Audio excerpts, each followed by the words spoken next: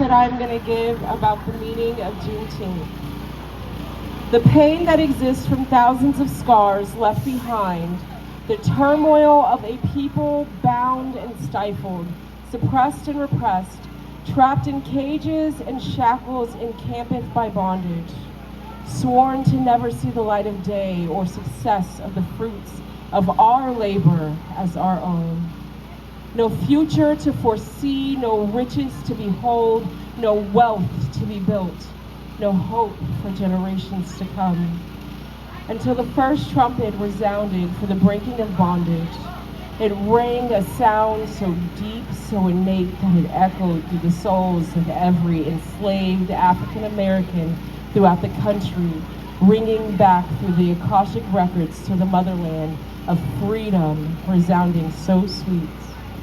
We just had to rejoice and sing praises unto the Most High God, gleeful that our day had finally come.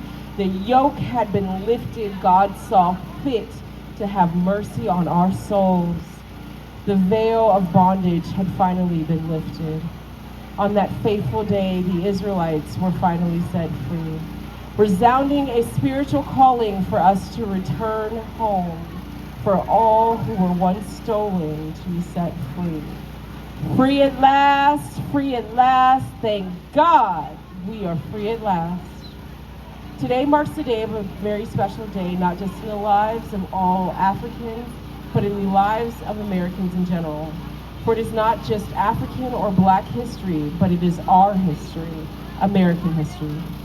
For out of one come many people, and we are one people of many colors.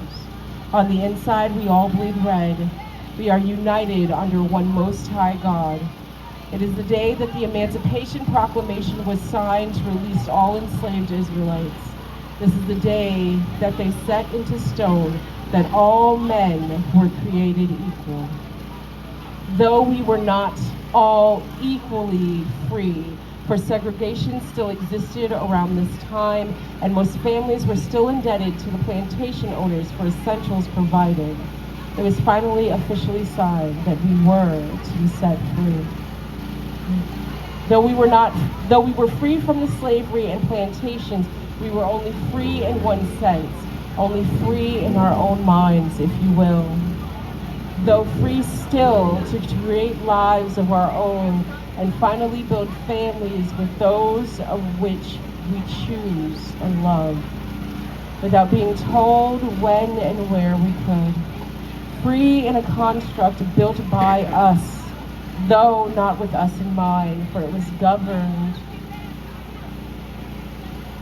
not governed by us. Even though we possess these new attributes to freedom, freedom was still just an illusion.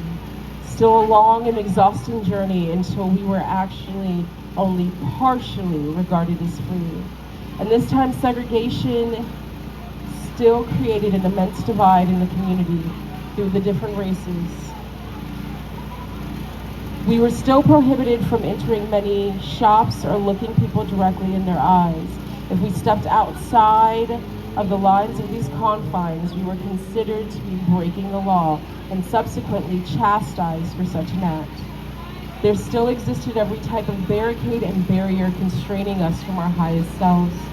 We still remained in bonds and shackles to keep us psychologically and physically dependent on the system, keeping our minds enslaved and our fathers imprisoned, leaving us with only single mothers to raise us. Even today, still exist the programs that have been implemented to blackball us as well as redline us, to stop us from home ownership, obtaining lines of credit, and building wealth in our community.